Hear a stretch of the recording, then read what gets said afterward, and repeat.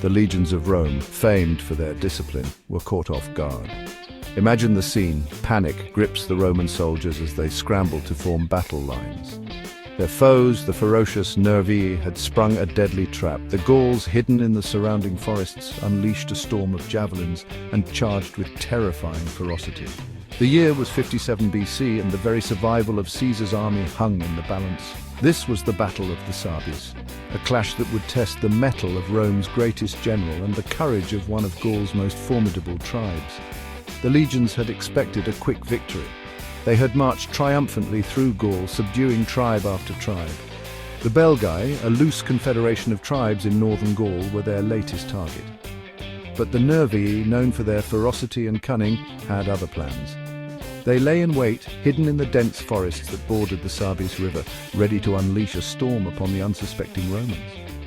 What followed was a battle for the ages, a clash of civilizations, a fight for survival.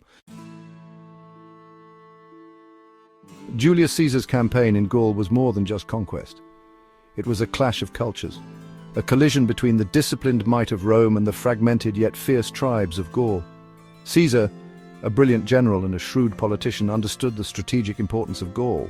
Its fertile lands and warrior spirit posed a potential threat to Rome's northern borders.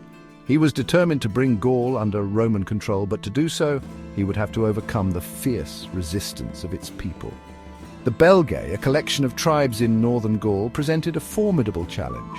Known for their courage and skill in battle, the Belgae were fiercely independent. The Nervii, in particular, were a force to be reckoned with. They were renowned for their ferocity in battle and their unwavering commitment to their freedom.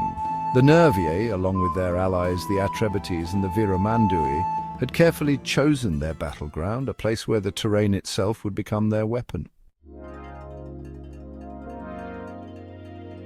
The Roman army marched confidently into the valley of the Sabis River, unaware of the danger lurking in the dense forests that lined the riverbanks.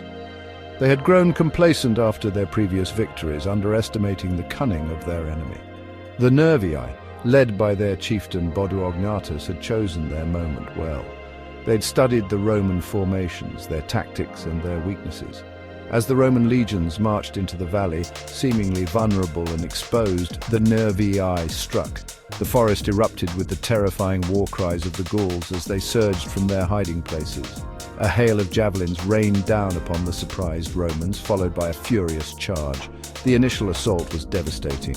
The Roman lines buckled under the unexpected onslaught. Chaos threatened to engulf the Roman ranks. This was the moment that separated the ordinary commander from a leader like Caesar. With the legions in disarray, Caesar rallied his troops. He barked orders, his voice booming across the chaotic battlefield, restoring order amidst the chaos. He understood that the fate of the battle, and indeed his entire campaign, hung in the balance. Caesar, always a man of action, rushed to the front lines, his presence inspiring his men. He rallied his centurions, the backbone of the Roman army, and ordered them to reform the legions. Caesar's personal courage and leadership under fire had an electrifying effect on his men. The legions, inspired by their general's example, began to rally. They steadied their lines, their discipline reasserting itself as they prepared to meet the enemy onslaught. Section 5. The Fury of the Nervii. The Nervii warriors, fueled by their initial success and their hatred for the invaders, fought with unmatched ferocity. They were masters of their terrain, using the forests and the contours of the land to their advantage. Their charges were relentless, their attacks swift and deadly. They swarmed the Roman lines, their swords flashing in the sunlight as they sought to break the Roman resolve. The Nervii warriors, with their long hair flowing and their eyes blazing with battle fury, seemed to embody the very spirit of defiance. They fought with an almost reckless abandon, seeking to drive the Romans into the river and secure a decisive victory.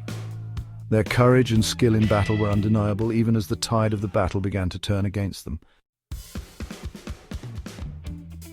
Section 6. A costly victory.